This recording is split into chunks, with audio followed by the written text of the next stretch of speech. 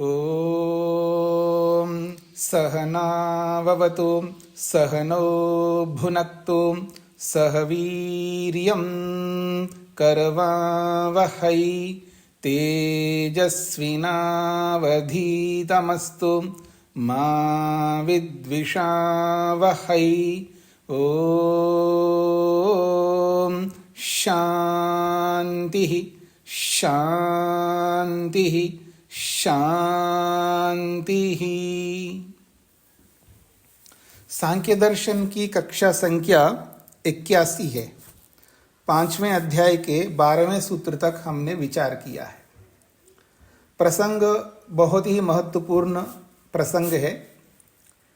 प्रत्यक्ष प्रमाण, अनुमान प्रमाण और शब्द प्रमाण से, तीनों प्रमाणों से यह सिद्ध होता है कि जीवात्मा को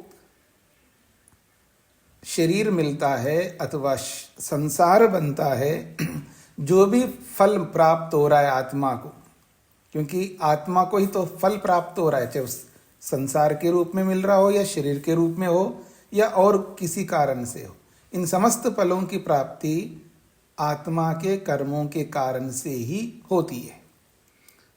कोई ऐसा प्रत्यक्ष प्रमाण नहीं है जो ये कहे कि बिना कर्मों के फल मिलता हो। कोई ऐसा अनुमान नहीं है जिससे ये हम जान सके कि बिना कर्म के ही फल मिलता हो। कोई भी श्रुति, कोई भी शास्त्र प्रमाण नहीं है जो ये कहता हो कि बिना कर्म के ही फल प्राप्त होता है। ये पिछला प्रसंग था। उसी प्रसंग को और दृष्टि से समझाने का प्रयत्न सूत्रकार महर्षि कपिल कर रहे हैं। पृष्ठ संख्या है 267।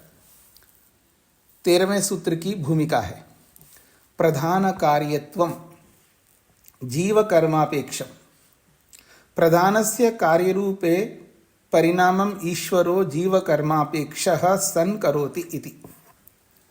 प्रधान कार्यत्वम, प्रकृति का जो कार्य है, जीव के कर्मापेक्षम, जीवात्मा के कर्मों की अपेक्षा से, प्रधानस्य कार्यरूपे परिणामम, और प्रकृति को कार्य रूप में बदलना, ये जो बदलने का कार्य ईश्वर जो करता है वो जीव कर्मापेक्षा सन, जीवात्मा के कर्मों की अपेक्षा से ही करता है। यद श्रुतितः साधितम, जो श्रुति से, जो 12वें सूत्र में जो श्रुति से शब्द प्रमाण से सिद्ध किया है, तदेव, उसी बात को पुनः युक्तितो अपि पोष्यते, उसको युक्ति पूर्वक भी स्पष्ट किया जाता है। श्रुति ने, शब्द शास्त्र ने बोल ही दिया है, पर उसी बात को युक्ति दे करके उसी बात को पुष्ट किया जा रहा है, दृढ़ किया जा रहा है। कैसे? अन्य पक्ष उत्थापन समाधानाभ्याम, अन्य पक्षों को उठा करके उसका समाधान देते हुए। हाँ जी, निर्मला जी को क्या कहना है?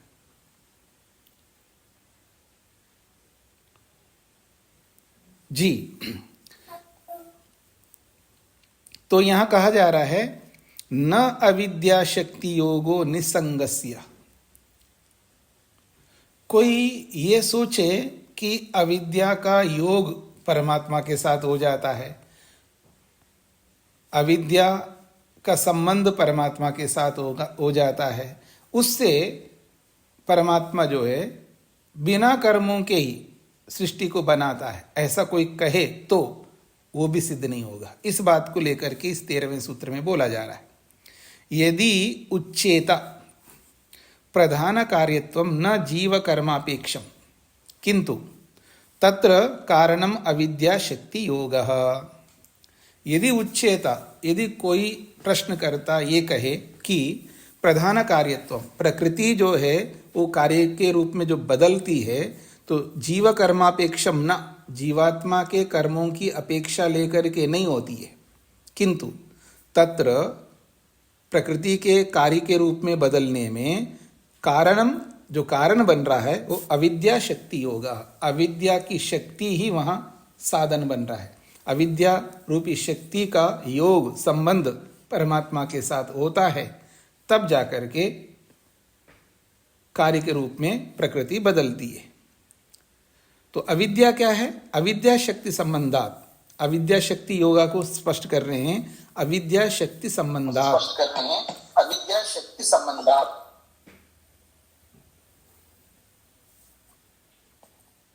जी, तो कहते हैं अविद्या शक्ति संबंधात, अविद्या रूपी शक्ति का संबंध ईश्वर के साथ होता है।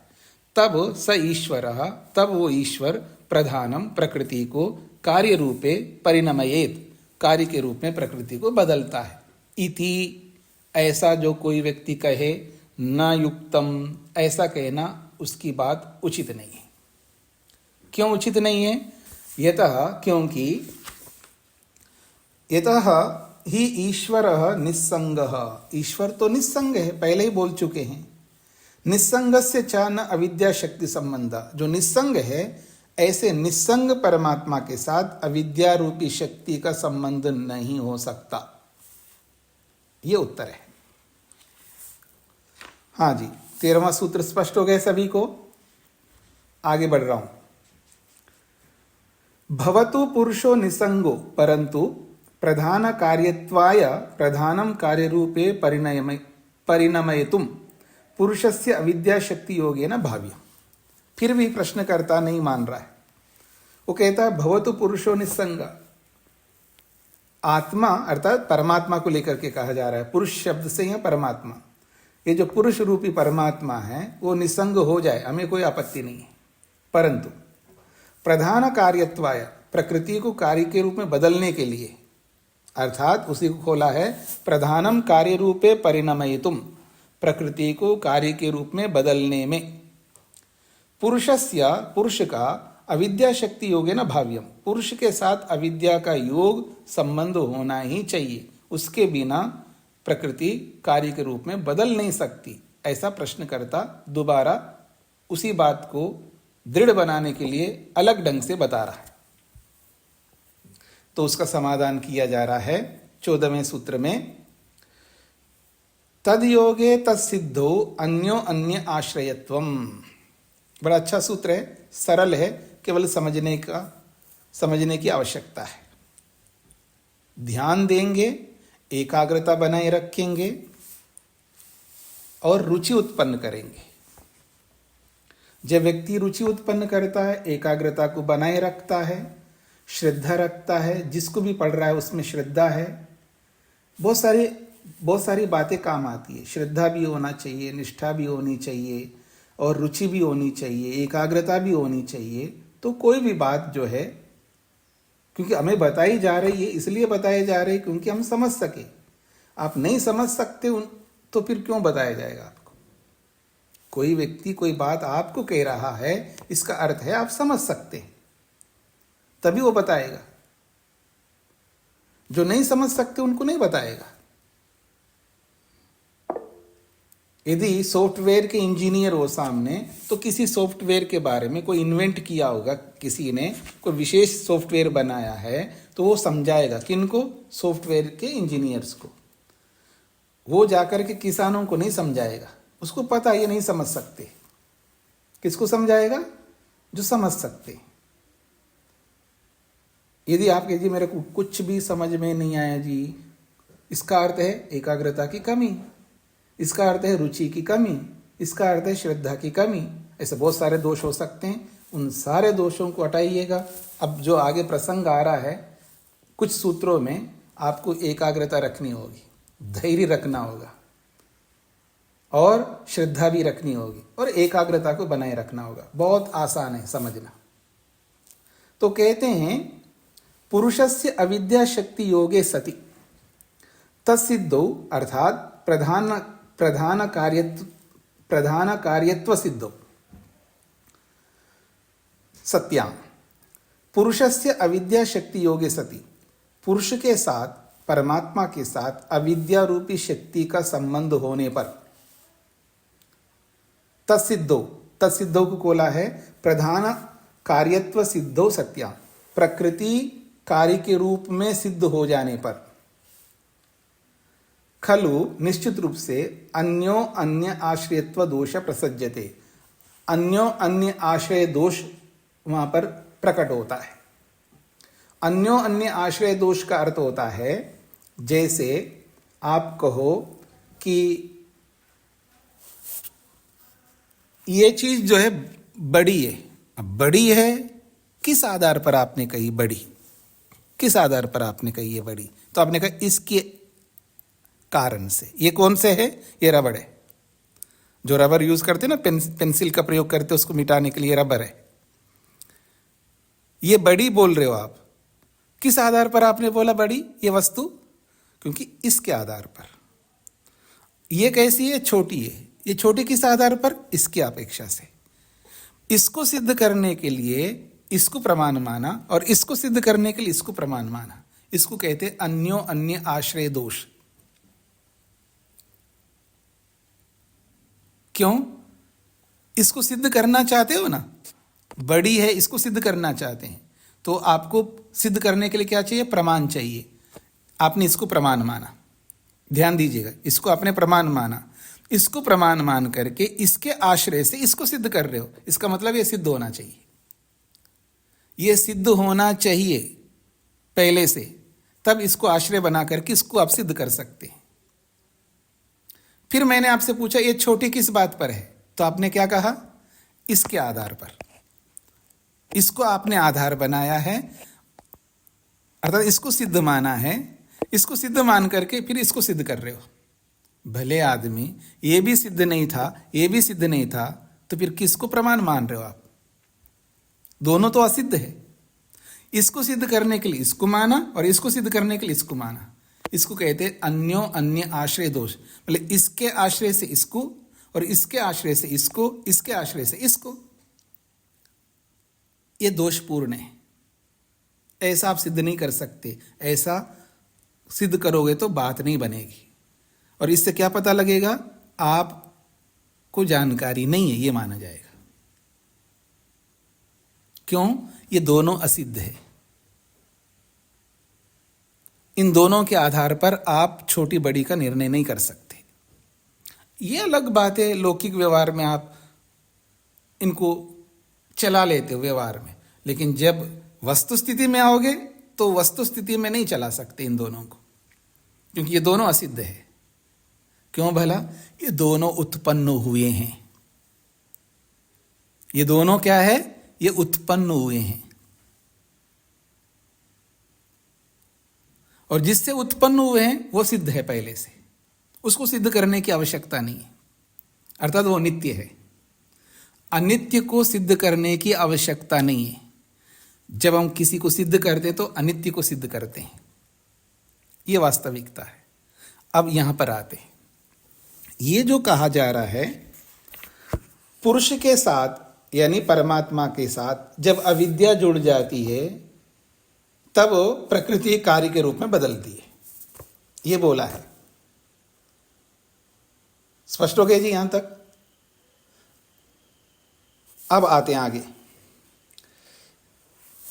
यतः अविद्या शक्ति योगात् प्रधान कार्यत्वम, कहते हैं यतः क्योंकि अविद्या शक्ति योगात्, अविद्या रूपी शक्ति का संबंध होने से प्रकृति कार्य के रूप में बदलती है। पुनः फिर प्रधान कार्यत्व निमित्तेन अविद्या योगेन भाव्यम। प्रकृति कार्य के रूप में क्यों बदलती है? प्रकृति कार्य के रूप में क्यों बदलती है? तो कहा अविद्या योगेन, फिर अविद्या को उसके साथ जोड़ा है। अर्थात अविद्या जो है ही नहीं है, क्योंकि जब संसार बन के तैयार होता है तब अविद्या पैदा होती है, उससे पहले अविद्या नहीं होती है, ये याद रखना। इसके पीछे जो रहस्य जुड़ा हुआ है, रहस्य ये है जब सृष्टि बन के तैयार होती है तब अविद्या पैदा होती, उससे पहले अविद्या होती नहीं है। और आपने कहा अविद्या जुड़ेगी तो प्रकृति कार्य के रूप में बदलती है। और प्रकृति कार्य के रूप में क्यों बदली है? क्योंकि अविद्या है, अविद्या को होना चाहिए। तो दोनों में अन्योन्य आश्रय दोष है। उसको सिद्ध करने के लिए इसको माना, इसको सिद्ध करने के लिए उसको मान रहे हैं आप। प्रकृति कार्य के रूप में क्यों बदलती है जी? अविद्या के कारण से। तो पूछा अविद्या कहां से आई है जी? कार्य जगत से आया है। इस तरह समझ लीजिएगा। अविद्या कहाँ से आई है? कार्य जगत के कारण से। कार्य जगत के कारण से अविद्या उत्पन्न हो रही है, तो फिर ये अविद्या से कार्य जगत कैसे बना? अविद्या तो है ही नहीं है। तो कार्य जगत को बनाने के लिए अविद्या का सहारा ले लिया है। अब ये अविद्या आया कहां से? तो कहा आपने कार्य जगत के कारण से, यानी सृष्टि के कारण से। क्योंकि अविद्या कहां रहती है जी? सृष्टि में रहती है। जब संसार बन के तैयार होता है तब अविद्या आती है, उससे पहले अविद्या नहीं होती है। जब ऐसा है तो जब आपसे ये प्रश्न किया जा रहा है कि ये जो सृष्टि में ये जो कार्य है, इस कार्य के पीछे कारण कौन है? तो आपने अविद्या बताई है। अच्छा, इस अविद्या का कारण कौन है? तो कहा आपने कार्य जगत। कार्य जगत की उत्पत्ति में अविद्या कारण है, और कार्य जगत कारण बन रहा है अविद्या की उत्पत्ति में। स्पष्ट हो रहा है जी आप सबको? अविद्या कैसे उत्पन्न होती है? कार्य जगत से उत्पन्न होती है। जब अविद्या कार्य जगत से उत्पन्न होती है तो फिर कार्य जगत से पहले अविद्या तो है ही नहीं है। तो कैसे अविद्या प्रकृति के साथ जुड़ सकती है? नहीं जुड़ पाएगी। इसलिए आपका ये कथन गलत है। क्यों गलत है? क्योंकि ये अन्योन्य आश्रय दोष है। कार्य जगत को बनाने के लिए आपने अविद्या को जोड़ दिया है। अब अविद्या कहां से आई ये बताया, तो कार्य जगत से आई है ये बता रहे हो, इसलिए ये अन्योन्य दोष है, अन्य आश्रय दोष कहलाता है। हाँ जी, अब आप में से किसी को समझ में नहीं आया हो तो पूछ सकते हैं। अल्पना जी। नमस्ते स्वामी जी। हाँ जी। हाँ जी, नमस्ते स्वामी जी। जी स्वामी जी, इसमें जो है, जब हम ईश्वर के साथ ये चीज जोड़ रहे हैं कि ईश्वर जो है उसके साथ अविद्या रूपी शक्ति जब जुड़ती है तब कार्य प्रधान जो है वो कार्य बनाता है जी। लेकिन अगर हम यहीं पर ही पुरुष में जीवात्मा को ले लेंगे तब तो यहाँ पर वो दोष नहीं आएगा, क्योंकि जीवात्मा में अगर अविद्या होती है तभी परमात्मा उसके लिए सृष्टि की रचना करता है। वो उसमें कोई समस्या ही नहीं है ना। समस्या तो ईश्वर के साथ है, क्योंकि सृष्टि को बनाने वाले ईश्वर है ना। क्योंकि जिस पुरुष के साथ अविद्या जुड़ रही है तो अविद्या युक्त पुरुष प्रकृति के साथ जुड़ता है, तब संसार बनाता है। तो स्वामी जी, फिर वहां पर तो ये अन्य आश्रय दोष नहीं माना जाएगा। कहाँ? तो केवल कहाँ? जब जीवात्मा के संदर्भ में वहां कोई अन्योन्य आश्रय दोष है ही नहीं है। हाँ जी, वहां पर भी हो तो ऐसा ही रहा है, जबकि स्वामी जी कि वहां पर भी अविद्या जुड़ रही है, तब परमात्मा जो है वो सृष्टि की रचना कर रहा है उस पुरुष के लिए, जीवात्मा। हाँ, वहां पर जो अविद्या जुड़ रही है, अविद्या कहीं से आकर के जुड़ नहीं रही है, वो पहले से विद्यमान है। वो पहले से विद्यमान है। अविद्या जो है पहले से, जैसे ज्ञान विद्यमान है ना पहले से, और ज्ञान का विरुद्ध अविद्या भी पहले से विद्यमान है। कोई नया पहली बार पैदा हो रही हो अविद्या, ऐसा नहीं है। जैसे ज्ञान पहली बार उत्पन्न हो रहा हो ज्ञान, ऐसा नहीं है। ज्ञान भी पहले से है तो अविद्या भी पहले से है, इसलिए वहां ये समस्या नहीं आएगी। जी हाँ जी, ठीक है स्वामी जी। जी, शकुंतला जी।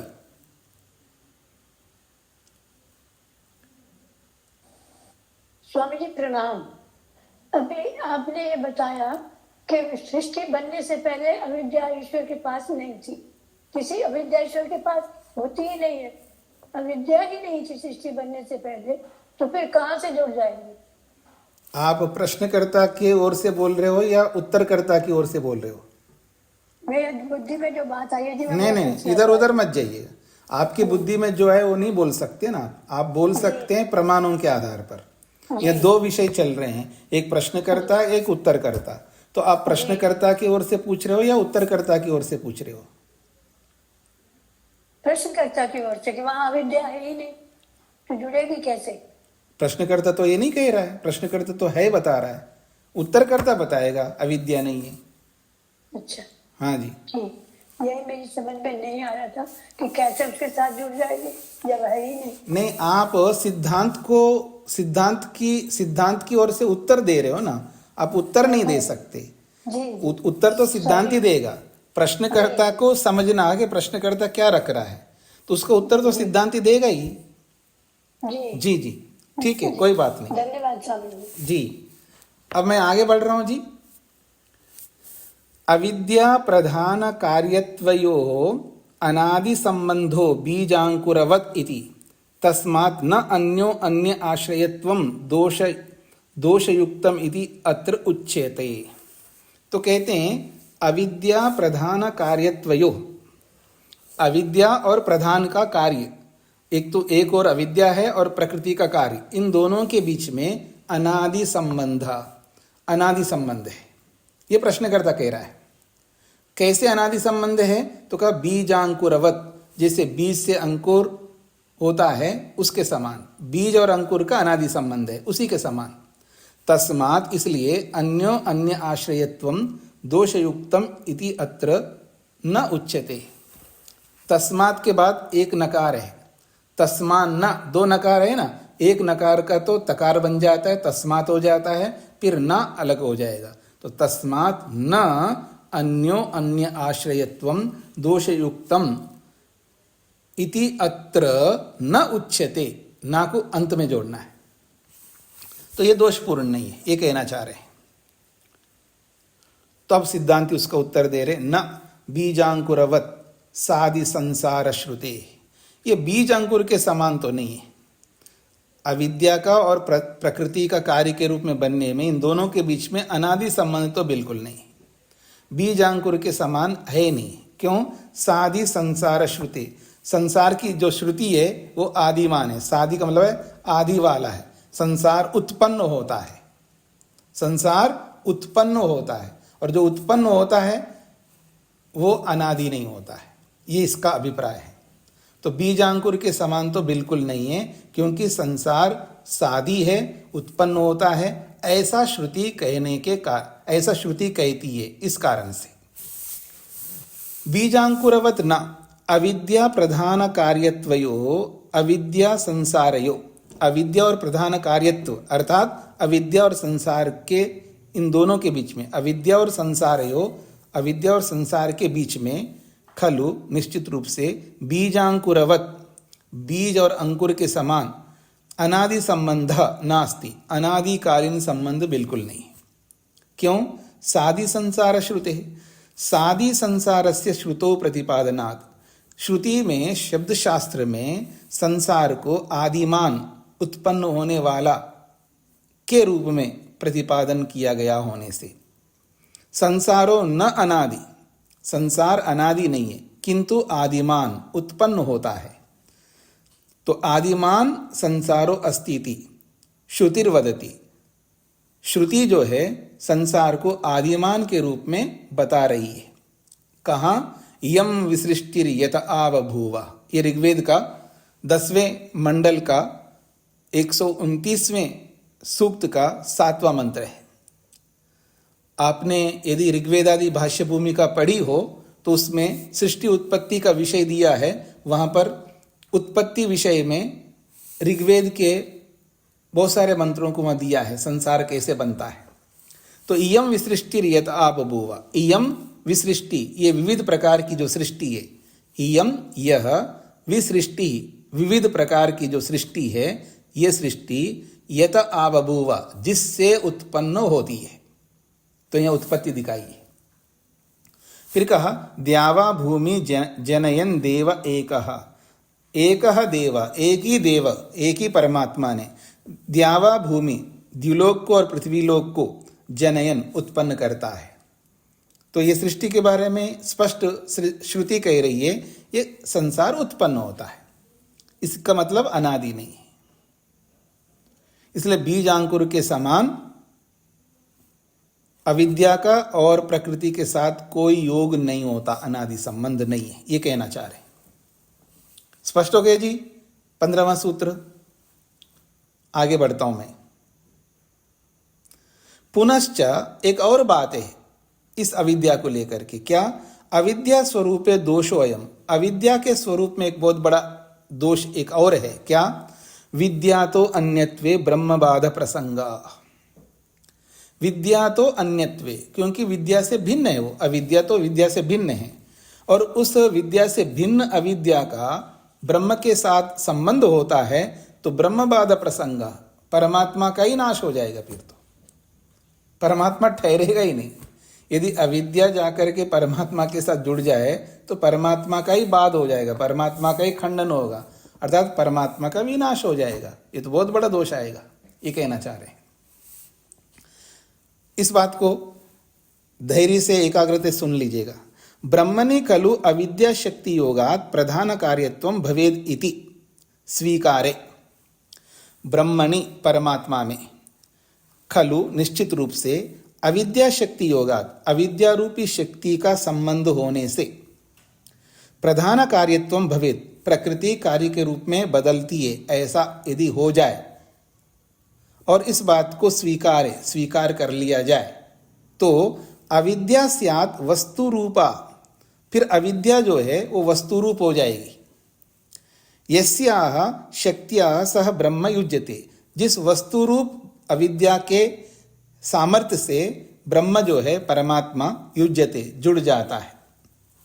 पुनः तस्य अविद्याया किल विद्या तो अन्यत्वे, और जो अविद्या परमात्मा के साथ जुड़ जाती है तो वो अविद्या कैसी है, अविद्या का क्या स्वरूप है, तो कहा अविद्याया किला विद्या तो अन्यत्वे भिन्न वस्तुत्वे, क्योंकि अविद्या जो है विद्या से भिन्न प्रकार की वस्तु है। ब्रह्मणो बाध प्रसंग भवति, अगर ऐसी स्थिति में वो अविद्या जाकर के ब्रह्म के साथ जुड़ जाए तो ब्रह्म का ही, परमात्मा का ही बाध का प्रसंग होता है, अर्थात उसके विनाश का प्रसंग आता है। यतः, क्योंकि, क्यों आता है, ये तो यत खलु विद्या तो अन्यत, जो कि विद्या से अन्यत, जो कि विद्या से अलग है, तद वस्तु खलु अविद्या इति कथने, और वो एक वस्तु है, वो अविद्या है, ऐसा कथन स्वीकार करने पर ब्रह्म स्यात् अविद्या, और ब्रह्म जो है अविद्या बन जाएगा, ब्रह्म जो है अविद्या स्वरूप हो जाएगा, क्योंकि अविद्या जब ब्रह्म के साथ जुड़ जाएगा तो ब्रह्म कैसे बनेगा, अविद्या स्वरूप हो जाएगा। ये अभी और स्पष्ट हो जाएगा आपको आगे। यदि अविद्या जाकर के ब्रह्म के साथ जुड़ जाए तो ब्रह्म कैसे बनेगा, वो अविद्या स्वरूप वाला बन जाएगा, क्योंकि विद्या तो अन्यत, क्योंकि वो अविद्या विद्या से भिन्न है। अब मेरी ओर देखिएगा, जहां विद्या रहती है ना वहां अविद्या नहीं रह सकती, और जहां अविद्या रहेगी ना वहां विद्या नहीं रह सकती। दोनों में अहि नकुल के समान शत्रुता है।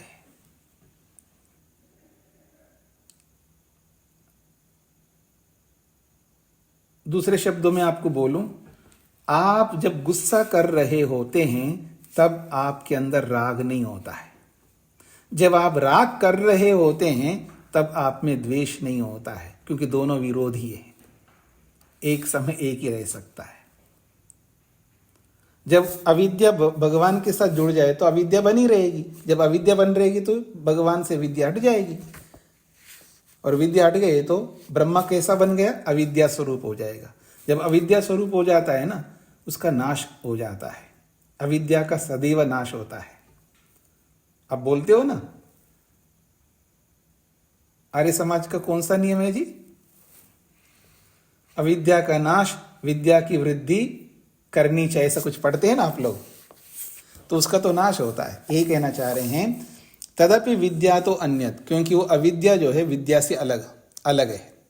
विद्या ही ज्ञान, विद्या क्या होती है, तो कहा विद्या ही ज्ञानम, विद्या तो ज्ञान है, यथार्थता है, परंतु ब्रह्म तो द्रव्यम, ब्रह्म तो द्रव्य है, पदार्थ है, वस्तु है, और विद्या जो है वो ज्ञान है। तो कहते हैं ब्रह्म तो द्रव्यम ज्ञान तो अन्यत, और वो ज्ञान से अलग है परमात्मा, क्योंकि एक गुण है और एक गुणी है। जो गुणी है उसको द्रव्य कहते हैं, जो गुण है उसको द्रव्य से अलग रखा जाता है। इस दृष्टि से बताया जा रहा है, गुण गुणी को अलग करके दिखा रहे हैं यहाँ पर। तो कहते हैं विद्या ही ज्ञानम, विद्या जिसको आप कहते हैं वो तो ज्ञान है, परंतु ब्रह्म तो द्रव्यम, परमात्मा तो द्रव्य है। और ज्ञान तो अन्यत, और वो ज्ञान से अलग है। पुनः तस्यापि बाधा स्यात्, फिर उस परमात्मा का ही खंडन हो जाएगा। क्यों? विद्या तो अन्यत, विद्या तो अन्यत, जो विद्या से अलग है वो अविद्या बाध्यते यतः, क्योंकि वो अविद्या से बाधित होता है, अविद्या उसको हटाती है। जब अविद्या जाके जुड़ जाती है तो वह विद्या नहीं रह सकती है। जैसे विद्या अविद्या को हटाती है तो ऐसे ही अविद्या विद्या को हटाएगी। ये आप लोगों को स्पष्ट हो रहा है जी? विद्या से अविद्या दूर होती है, जैसे विद्या से अविद्या दूर हो जाती है ऐसे ही अविद्या से विद्या दूर हो जाती है। यदि स्पष्ट नहीं हुआ तो मैं और स्पष्ट कर देता हूं। जब विद्या बढ़ जाती है तो अविद्या हट जाएगी अपने आप। जब विद्या से अविद्या अधिक बढ़ जाती है तो अपने आप विद्या हट जाएगी। नहीं रह सकते, दोनों साथ में नहीं रह सकते। तो यही कहना चाह रहे हैं, अविद्या बाध्यते यतः, क्योंकि अविद्या से विद्या बाधित हो जाती है।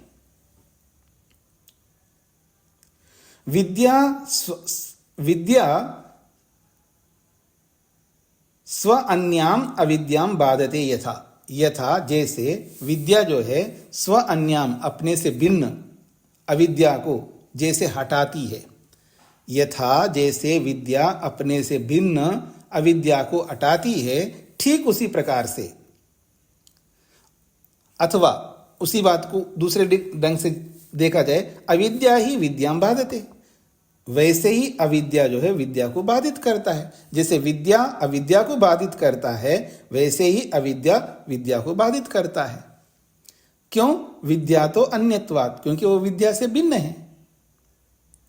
यदा किल अविद्या तदा न विद्या अवतिष्ठते, उसी को स्पष्ट किया गया है।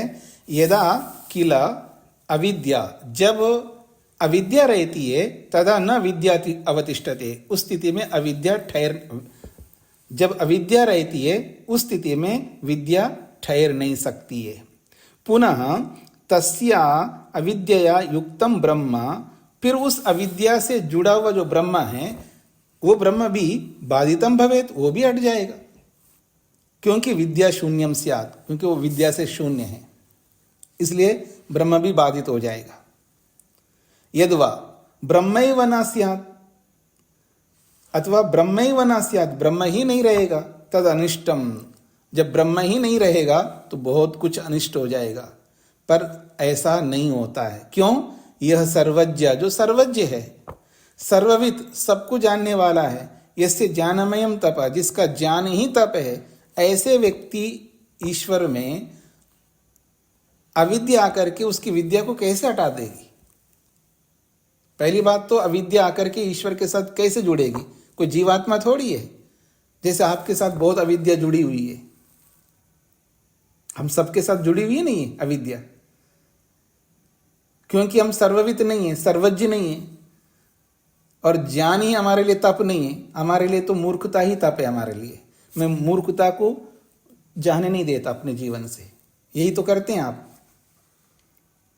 हमारे गुरुजी कहा करते थे, दुनिया में आदमी जितना प्यार प्रेम जो भी बोल सकते आप अपने दोस्त से करता है, उतना और किसी से नहीं कर सकता। ना पति से, ना पत्नी से, ना बेटे से, ना बेटी से, किसी से भी नहीं कर सकते जितना प्रेम अपनी अविद्या से करता। क्योंकि दोष का मतलब अविद्या है। जो व्यक्ति अपनी मूर्खता से, अपनी अविद्या से, अपने दोषों से जितना प्रेम करता है, उतना प्रेम दुनिया में किसी से नहीं करता। ये हमारे गुरुजी कहा करते थे। आप अपने आप को देखिएगा, बहुत प्रेम करते हैं अपने दोषों से, इसलिए तो उनको छोड़ना नहीं चाहते। अगर प्रेम नहीं करते तो पता नहीं कब के ही छोड़ देते। हाँ जी, तो इत्थम ब्रह्म बाद प्रसंग दोषात, इस प्रकार से यदि अविद्या ही परमात्मा के साथ जुड़ जाए तो ब्रह्म का ही बाद हो जाएगा, ब्रह्म का ही विनाश हो जाएगा। तो ब्रह्म बाद के प्रसंग का दोष आने से कहते हैं, एतन मंतव्यम, एतत् मंतव्यम न उचितम, ना यह है ना ब्रह्मवाद प्रसंग दोषात, फिर उसके बाद ना को अलग करना, अलग करके एतत् मंतव्यम न युक्त उचितम, ऐसा मानना, ऐसा मंतव्य बिल्कुल उचित नहीं है। अत्र ब्रह्म सूत्रकारेण मतम एव इति स्पष्टम, और अत्र इस 16वें सूत्र में स्पष्ट रूप से कपिल ऋषि ब्रह्म रूपी परमात्मा को स्वीकार कर रहे हैं, अर्थात भगवान को मान रहे हैं। कपिल ऋषि अनीश्वरवादी नहीं है, वो ईश्वरवादी है। इस सूत्र में ब्रह्म को स्वीकार कर रहे हैं, ये भाष्यकार कहना चाहते हैं।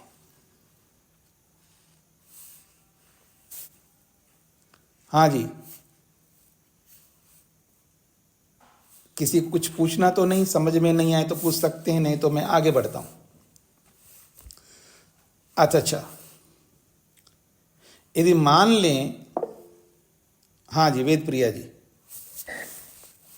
स्वामी जी अभी इसमें बताया कि कार्य ईश्वर को उनसे गुण और गुणी को अलग कर दिया है इसमें। जी जी, तो वो क्यों कर दिया? क्योंकि हम तो ईश्वर को जान स्वरूप एक ही मानते हैं, गुण और गुणी अलग नहीं होते, तो गुण और गुणी अलग क्यों किया? नहीं, वो तो समझाने के लिए अलग करके देखते हैं ना, दोनों को मानते हैं ना, केवल एक ही चीज को थोड़ा मानते हैं। हम वैशेषिक को भी मानते हैं और योग को भी मानते हैं।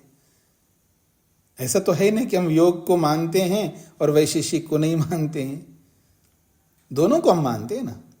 जैसा प्रसंग होता है उसी तरह मानते हैं। अलग अलग मान करके भी हम चलते हैं और एक मान करके भी चलते हैं। ये दोनों प्रकार का ज्ञान हमें होना चाहिए, तभी हम आगे बढ़ सकते हैं। जहाँ हमें अलग करके चलने से उन्नति होती है तो हम उसको अलग करके उन्नत होते हैं। जहाँ अलग करने से उन्नति रुकती हो तो वहाँ एक मान करके चलते हैं, ऐसा समझना चाहिए। ठीक है स्वामी जी। और इससे पहले वाले सूत्र में, सूत्र 15 में ऐसा बताया कि अविद्या और जगत का अनादि संबंध नहीं है, बीज और अंकुर के समान। जी जी, तो उसमें स्वामी जी अविद्या और जगत का संबंध प्रवाह से अनादि तो है। प्रवाह से अनादि में हमें कोई आपत्ति नहीं है। अब वहाँ हम ये विश्लेषण नहीं करेंगे ना, सामने वाले का खंडन करना है।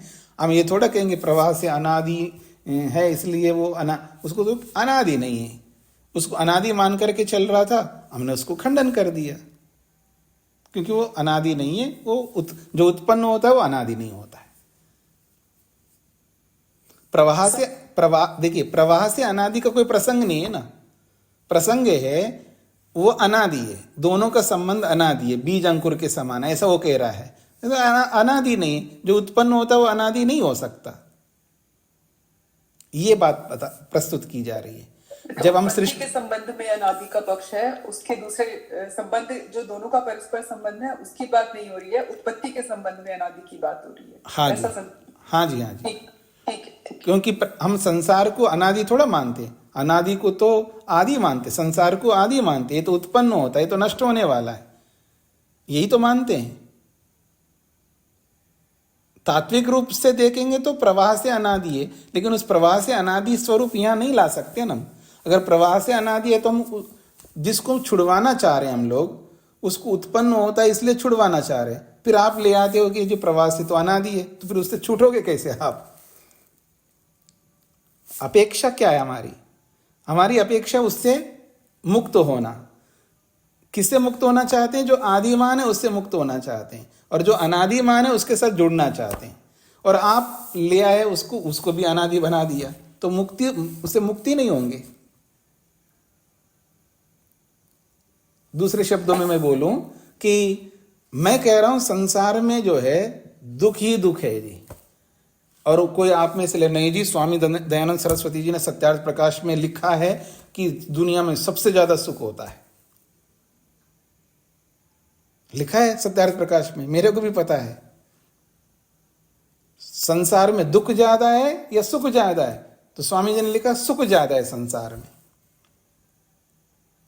मैं यहां संसार से आपको हटाना चाह रहा हूं, संसार से ऊपर उठ करके मुक्ति की ओर ले जाना चाह रहा हूं।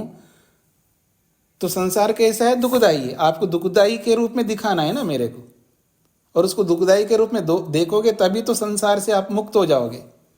फिर आप में से कोई लिया कि नहीं जी संसार में तो सुख ज्यादा है, दुख तो कम है। ऋषि दयानंद ने लिखा है, बिल्कुल लिखा है। किसके लिए लिखा है? मुक्ति चाहने वाले के लिए लिखा है या संसार में रहने वाले के लिए लिखा है? यह आपको विचार करना होगा ना। वेद का जो उपदेश है वो सबके लिए होता है, अलग अलग उपदेश होता है। जब शास्त्रों को समझेंगे, उसका समन्वय करेंगे, तो यही अर्थ निकल के आएगा। या तो स्वामी दयानंद जी गलत है या महर्षि पतंजलि गलत है। महर्षि पतंजलि कह रहे हैं संसार में तो सबसे ज्यादा दुख है। आपने पढ़ा है ना योग दर्शन में, परिणाम दुख, ताप दुख, संस्कार दुख, गुणवृत्ति विरोध दुख, चार दुख दिखाया संसार के सुख में। तो जब जिस सुख में 4 दुख है तो सुख ज्यादा है, दुख ज्यादा है? दुख ज्यादा है। संसार को दुख रूप में देखो, इसलिए संसार से मुक्त करवा रहे पतंजलि। और महर्षि स्वामी दयानंद जो है, संसार में ज्यादा सुख है, दुख कम है। अब मैं किसकी बात मानूं? ऋषि दयानंद की बात मानूं, पतंजलि की बात मानूं? यही झगड़ा करता है आदमी। कौन करता है ऐसी झगड़ा? जिसको शास्त्रों का बोध नहीं है, शास्त्रों का समन्वय नहीं कर पाता है। समन्वय क्या है? स्वामी दयानंद ने भी ठीक लिखा है और पतंजलि ने भी ठीक लिखा है, दोनों ने ठीक लिखा है। उसको पकड़ना किसको है ये नहीं समझ रहा है वो व्यक्ति। संसार में ज्यादा सुख है, ये किसको पकड़ना है? जो संसार से हताश हो रहा है, निराश हो रहा है, दुखी हो रहा है। मैं जीना ही नहीं चाहता हूं संसार से, क्योंकि दुख दे रहा है मेरे को। हताश व्यक्ति होता है ना, निराश व्यक्ति होता है, ठीक है जी, उसको संसार में सुख दिखाना है। तो जो मुक्ति नहीं चाहता है ना, उसको तो हम संसार में सुख दिखाएंगे, तभी तो जीवन में रहेगा वो।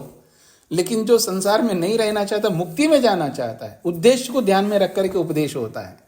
तो सत्यार्थ प्रकाश में जो लिखा है वो दूसरे उद्देश्य को ध्यान में रख करके लिखा है, और पतंजलि ने जो लिखा है वो दूसरे उद्देश्य को ध्यान में रख करके लिखा है। दोनों सही कह रहे हैं, केवल हमें समझना होता है जी। ठीक है स्वामी जी। हाँ जी, पुष्पेंद्र जी को क्या कहना है? नमस्ते स्वामी जी। यद्वा ब्रह्मैव न स्यात् तदनिष्टम यत, ये थोड़ा सा एक बार स्पष्ट कर दीजिए। हाँ जी, कहाँ गए हम? पृष्ठ संख्या बताइए। मैं ये स्वामी 270 और नीचे से दूसरी पंक्ति, ये जो 16वें सूत्र में व्याख्या में। हाँ जी,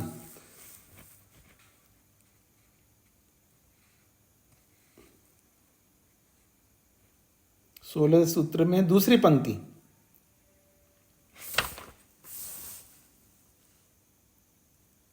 नीचे से दूसरी, यह सर्वज्ञ सर्वविद से पहले। हाँ जी, हाँ जी, हाँ जी, ठीक है। यदि वह ब्रह्मैव न स्यात् तद अनिष्टम, जब ब्रह्म ही नहीं होगा तब तो पूरा अनिष्ट ही होगा ना।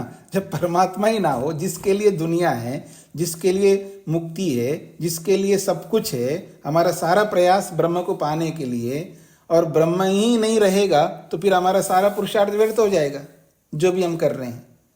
तो इसलिए कहा यद्वा ब्रह्मैव न स्यात्, यदि ब्रह्म ही नहीं रहेगा तब तो अनिष्ट ही अनिष्ट है।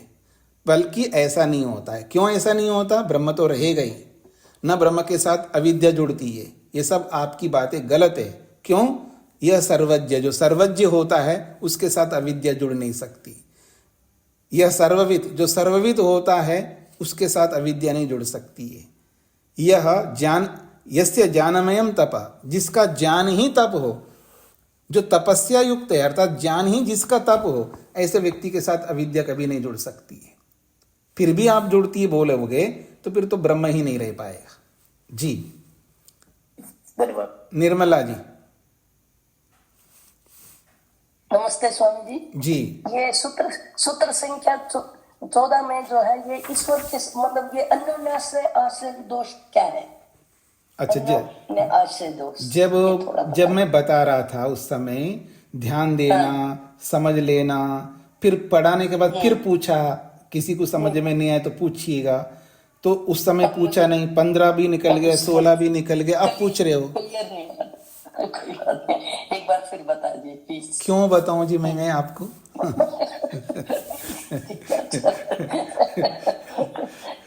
बड़ी उम्र में थोड़ा कई बार वो विचार निकल जाता है। ठीक है, ठीक है। तो आप थोड़ा सा मेहनत करके इस वीडियो को सुन लेना। ठीक है, ऐसा भी मैं कह सकता हूँ ना। जैसा कोई बात नहीं। जी जी, फिर भी मैं 100 बार भी बताऊंगा, मेरे कोई आपत्ति नहीं है। लेकिन मैं ये भी चाहता हूँ थोड़ा सा मेहनत आपको भी करना चाहिए। सारा मेहनत मैं ही करता रहूं तो फिर आप क्या करोगे? तो आपको भी थोड़ा सा मेहनत करना बस चाहिए। हम ध्यान से सुनते हैं, बाद में भी सुनती हूँ, लेकिन कई हाँ, बार अब आपको क्या करना है माता जी, क्योंकि आप चूक गए ना, वहीं पूछना था, पूछा नहीं आपने। तो अब मैं आपको यही सलाह दूंगा, कल आप इसको पाठ के बाद में अनेक बार सुन लेना इसी सूत्र को। फिर नहीं समझ में आए ना, कल जरूर पूछना। ठीक है, धन्यवाद जी, धन्यवाद स्वामी। हाँ जी, सरिता जी। स्वामी जी नमस्ते। ये सूत्र के अंदर ब्रह्म स्पष्ट आया हुआ है और कई बार साबित भी किया है सूत्रों से कि ईश्वर है। फिर भी जो विद्वान जन जो कहते हैं कि ईश्वर असिद्ध है, मतलब एक ही सूत्र से फिर ईश्वर को मानते हैं कि नहीं है यहाँ पर सांख्य दर्शन में, तो क्या वो ज्यादा नहीं पढ़ते हैं क्या, या फिर मतलब कैसे फैला देते हैं सब चीजें? जैसे आप फैलाते हैं, सत्य बोलना चाहिए, हाँ, अहिंसा का पालन करना चाहिए, सबको पता है, सब पढ़ते हैं, फिर भी तो असत्य बोलते हैं ना, फिर भी हिंसा करते हैं ना। जैसे हम लोग हैं वैसे वो लोग हैं, सभी एक ही जाति के हैं ना हम लोग, सब आत्मा हैं, सब अल्पज्य हैं। तो अल्पज्यता के कारण से कोई भी कुछ भी बोल सकता है। ये स्पष्ट हो रहा है आपको? एक सूत्र के भरोसे मतलब उन्होंने सब फैला दिया और यहाँ कदम कदम पर ये ईश्वर को साबित कर रहे हैं, तो वो सब नहीं पढ़ा होगा उन्होंने। बस ये छोटी सी एक वैसी आई थी बात दिमाग में, तो मैंने कहा नहीं, मैंने जो उत्तर दिया आप उसको नहीं पकड़ रहे हैं। मैंने आपको कहा कदम कदम पर आपको सत्य बोलना चाहिए, आपको पता है, लेकिन क्यों नहीं बोलते? आपको नहीं समझ में आता है सत्य बोलना चाहिए। अब इसका उत्तर दोगे तो यही उत्तर उनके लिए भी होगा।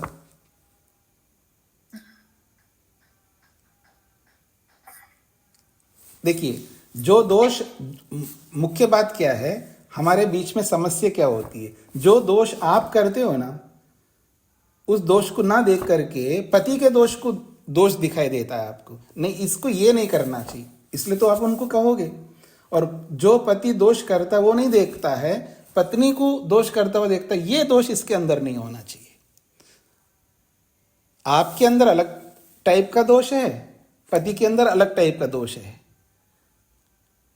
जब सामने वाले को देखता है, कोई भी, केवल पति पत्नी की बात नहीं कर रहा, जो भी दो व्यक्ति होंगे, सामने वाले को दोष दिखाई देता है हमको, उसको दूर करना हम चाहते हैं। जैसे कि मैं निर्दोष हूं, मैं वो दोष नहीं करता, इसको स्वीकार करता हूं, लेकिन अलग टाइप का दोष तो करता हूं ना। तो ऐसे वो दोष कर रहा है अलग टाइप का, और हम दोष कर रहे हैं अलग टाइप का, दोनों बराबर है। तो क्या सोचना उसके बारे में? ठीक है, उसको समझ रहते हुए भी ऐसा बोल सकता है वो व्यक्ति, समझ रहते हुए पढ़, ऐसा नहीं कि ऐसे भाष्य नहीं किया उसने, पूरे दर्शन को पढ़ा है, पूरे गंभीरता से उसका भाष्य किया है। ऐसे थोड़ा हो सकता है कि उसने नहीं पढ़ा होगा, लेकिन ये सब पढ़ने के बाद भी वो दोष कर सकता है। जैसे सब कुछ पता होते हुए भी हम दोष कर सकते हैं, इतनी सी बात है। उसका अलग प्रकार का दोष है, हमारा अलग प्रकार का दोष है। अब क्लियर, स्पष्ट हो गया आपको? जी, नरेंद्र जी, नरेंद्र जी। स्वामी जी, जैसा अभी आप बता रहे थे कि महर्षि ने सत्यार्थ प्रकाश में लिखा, ये स्पष्ट थोड़ा नहीं हुआ कि महर्षि जैसा स्वयं पार होना चाहते हैं, वैसा ही सत्यार्थ प्रकाश में जो उपदेश करते हैं, सभी के लिए उपदेश है कि सभी पार हो जाएं। नहीं समझ में आया आपको। आप सत्यार्थ प्रकाश को गंभीरता से पढ़िए। सबके लिए एक जैसा उपदेश नहीं होता है, कोई भी शास्त्र, वेद भी सबके लिए एक जैसा नहीं होता है। अलग अलग व्यक्ति हैं, अलग अलग आश्रम हैं, अलग अलग वर्ण हैं, सबके लिए एक जैसा उपदेश सब नहीं होता है। कुछ उपदेश सबके लिए बराबर होता है, मैं भी मानता हूं, आप भी मानते होंगे, लेकिन हर उपदेश सबके लिए बराबर नहीं कर सकते, ये आपको समझना है।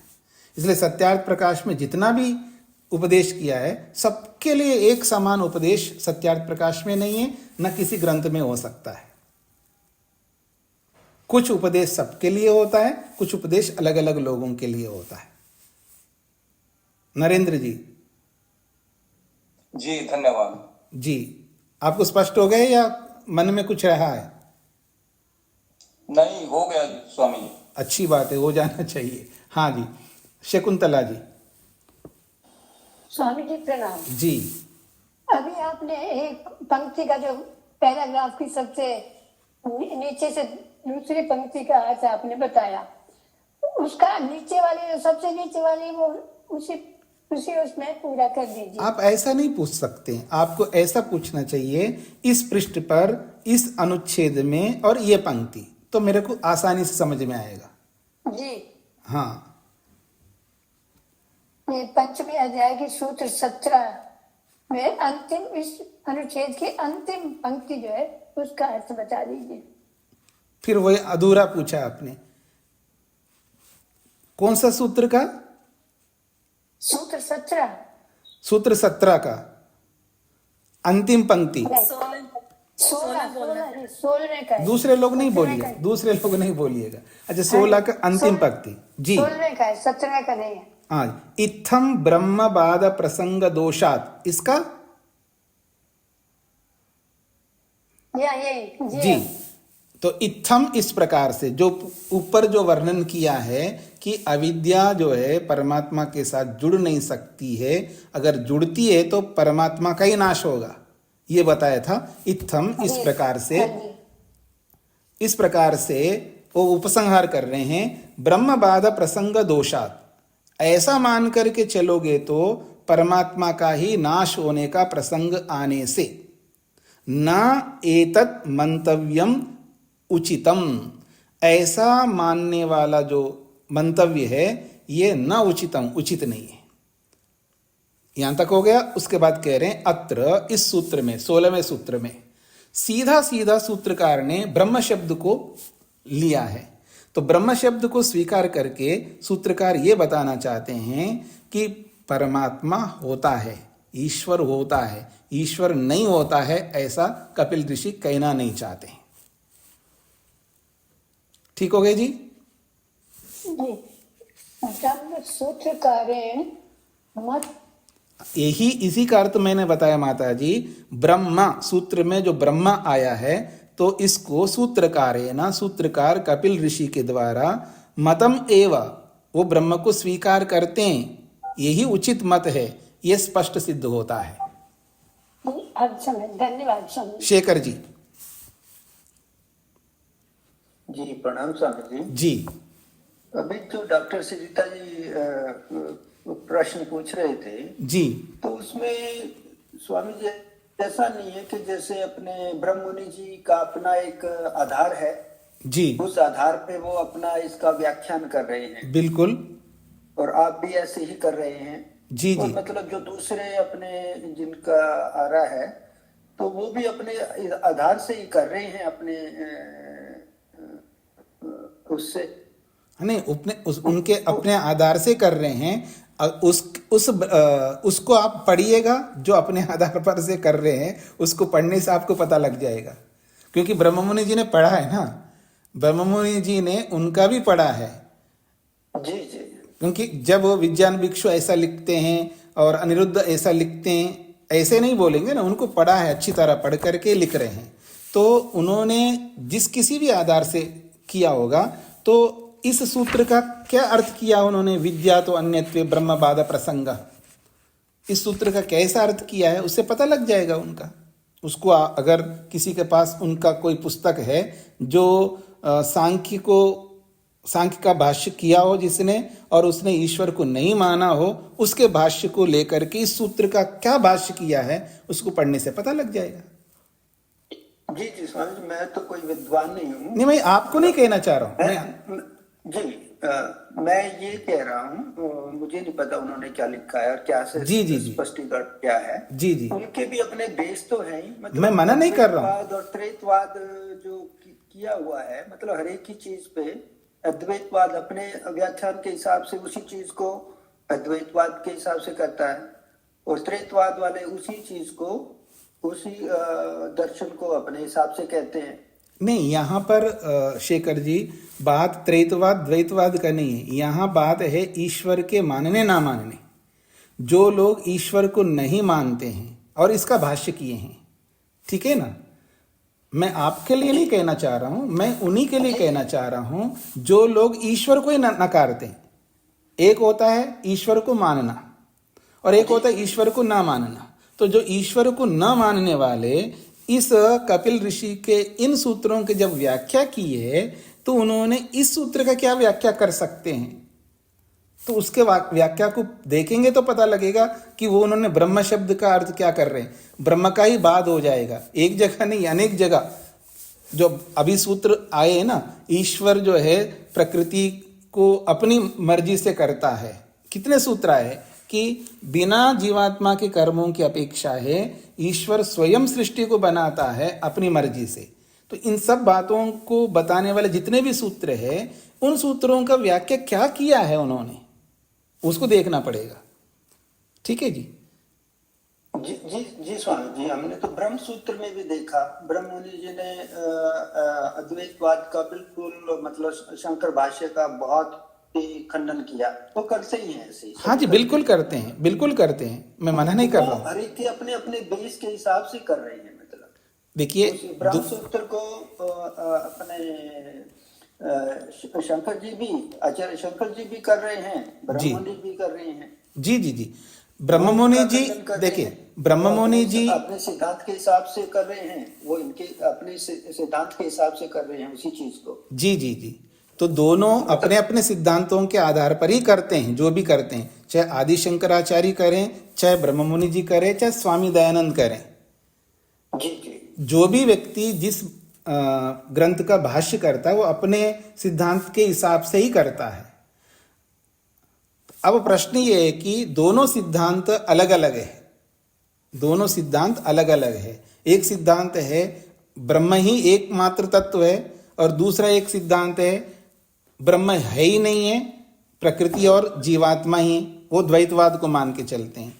और एक ऐसे हैं हम जैसे लोग, हम त्रैतवाद को मान के चलते हैं। तो तीनों लोग जो है, जो ब्रह्म को ना मानने वाले वो अलग ढंग से व्याख्या करेंगे, अपने सिद्धांत के अनुसार करेंगे, और त्रैतवाद वाले त्रैतवाद के सिद्धांत के अनुसार हर बात त्रैतवाद को बीच में मोटी भाषा में कहूंगा घुसेड़ करके अर्थ करेंगे। और अद्वैतवाद जो है हर जगह ब्रह्म को घुसेड़ करके अर्थ करेंगे। तो सब लोग अपनी अपनी व्याख्या कर रहे हैं। उनकी दृष्टि से वो सही है, इनकी दृष्टि से ये सही है, उनकी दृष्टि से ये सही है। हम ऐसे नहीं लेकर के चल सकते अपने जीवन में कि वो भी सही, ये भी सही, ये भी सही, सब कुछ सही। जैसे आजकल सारे धर्म अच्छे हैं जी, जैसे आजकल के लोग बोलते हैं ना सारे धर्म अच्छे। अरे सारे धर्म अच्छे तो फिर लड़ाई झगड़ा किस बात की हो रही है? सारे धर्म अच्छे नहीं हो सकते, एक ही धर्म अच्छा हो सकता है जिसको सबको स्वीकार करना होगा। हमें कोई आपत्ति नहीं है, अद्वैत ही सही है तो हम अद्वैत को स्वीकार कर लेंगे, और त्रैत सही है तो त्रैत को स्वीकार कर लेंगे, द्वैत सही है तो द्वैत को स्वीकार कर लेंगे। तीनों सही नहीं हो सकते। मेरा ये कहने का अर्थ है स्वामी जी, यहाँ पे ये जो दो दूसरे भाष्य के बारे में लिखा है जी, वो बहुत बड़े विद्वान हैं, तभी उनका मेंशन किया हुआ है। हाँ जी, हाँ जी। तो ऐसे कोई सामान्य व्यक्ति होता तो उसको, उसने कुछ भी कह दिया हो, उसको क्यों लेके आते बीच में? जी जी जी जी, तो वो बहुत बड़े विद्वान थे, तो उनका जो भी बेस था उन्होंने अपने हिसाब से ऐसे ही लूज स्टेटमेंट तो नहीं कही। जी जी, वहां ईश्वर को मान लिया, यहाँ नहीं माना। जी जी, मतलब हमें उसका पूरा ज्ञान नहीं है कि उस किस परिप्रेक्ष्य में उसने ऐसा यहाँ कहा। जी जी जी, या कहा है नहीं कहा है, ब्रह्म मुनि जी ने कमेंट दे दिया मतलब उस चीज का। नहीं ऐसा कि ब्रह्म मुनि, जो हमने उन दो विद्वानों, जो दो बड़े विद्वान हुए हैं, उन्होंने अपनी मतलब ऐसे कोई लूज स्टेटमेंट करने वाले होते तो उनका कोई यहाँ मापदंड आता ही नहीं उनका। ऐसा है कि अपने अपने ढंग से वो अपने सिद्धांत को अच्छा मान करके चलते। जो खंडन करने वाला जब खंडन करता है तो, क्योंकि अभी खंडन करने वाला सामने नहीं है, हमारे सामने ब्रह्म मुनि जी सामने नहीं है। अगर सामने होते हैं तो हम पूछ सकते हैं उनसे कि आपने उनका खंडन जो किया है ऐसे कर दिया केवल उतना मात्र देख करके, तो ऐसा नहीं होगा। उन्होंने उनके पूरे ग्रंथों को पढ़ा है, स्वामी ब्रह्म मुनि जी ने उनके पूरे ग्रंथों को पूर्वापर को पूरा जब कोई भी व्यक्ति भाष्यकार भाष्य करता है वो अपने ढंग से नहीं भाष्य करता, बहुत सारे भाष्यों को सामने रखता है वो व्यक्ति। जी जी। चाहे सायन ने किया हो, चाहे आदिशंकर ने किया हो, चाहे स्वामी दयानंद ने भी क्यों ना किया हो, सभी भाष्यकार जो है दूसरों के भाष्यों को सामने रखते हैं और उनको पूरा अच्छी तरह छानबीन करके अच्छी तरह उनको गहन अध्ययन करते हैं, फिर तब जाकर के कलम उठाते हैं। किसी के बारे में बोलने के पीछे इतना साहस हर किसी में नहीं हो सकता, वह यूं बोल करके खंडन कर दे। ये अलग बात है। आज जो कोई शंकर को लेकर के ऐसे खंडन करता है कोई भी व्यक्ति, वो इसलिए खंडन कर रहा है क्योंकि उसको पढ़ा ही नहीं उसने। अगर उसको अगर प्रश्न किया जाए तो उनके सारे प्रश्नों का जवाब नहीं दे रहा, इसका मतलब उन्होंने शंकर को नहीं पढ़ा है। पर ये भाष्यकार लोग ऐसा नहीं है। भाष्यकार लोग पढ़ते हैं, पूर्ववर्ती भाष्यकारों को पूरा पढ़ करके लिखते हैं। तो स्वामी ब्रह्म मुनि जी ने जो लिखा है वो उनको पूरा पढ़ा है और कहीं कहीं उनके भाष्य का भी प्रमाण के रूप में ग्रहण करते। देखो यहाँ पर भी विज्ञान भिक्षु ने ये सही लिखा है, यहाँ अनिरुद्ध ने सही लिखा है, वो भी ले रहे हैं और इनको उनका दूसरे भाष्य गलत लग रहा है इसलिए उनका खंडन कर रहे हैं। अब उनको हम नहीं रोक सकते, भाष्यकार को नहीं आप उनका खंडन नहीं कर सकते, ऐसा हम नहीं रोक सकते, वो तो खंडन करेगा क्योंकि दूसरे की स्वतंत्रता को हम नहीं रोक सकते। बस हमें ये देखना होगा कि जो ये खंडन कर रहे हैं ये सही कर रहे हैं या नहीं कर रहे हैं, इसका साधन वही होगा हम उसके भाष्य को पूरा पढ़ें।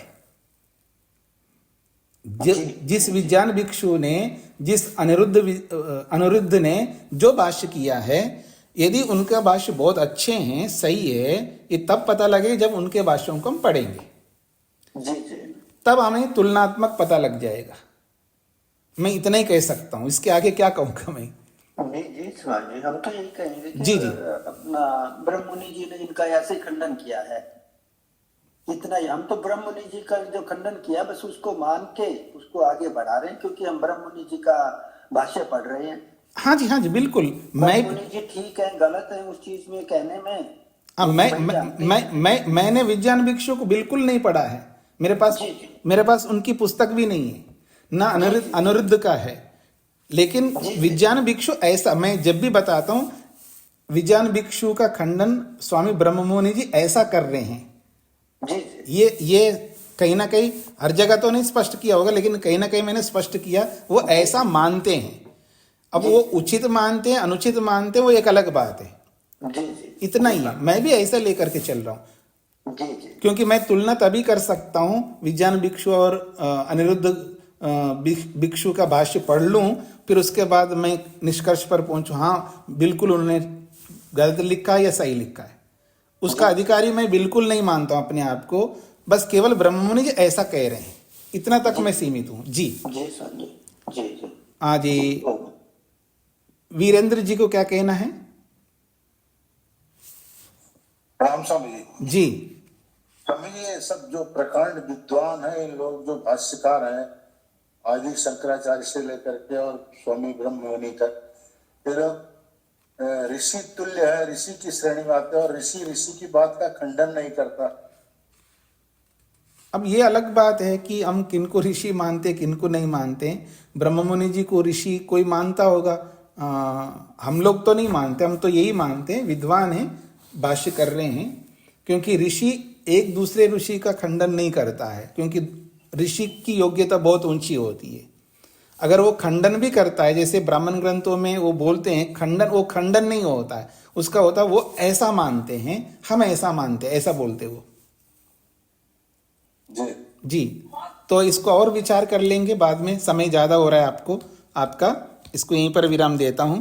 ओम शांति शांति शांति।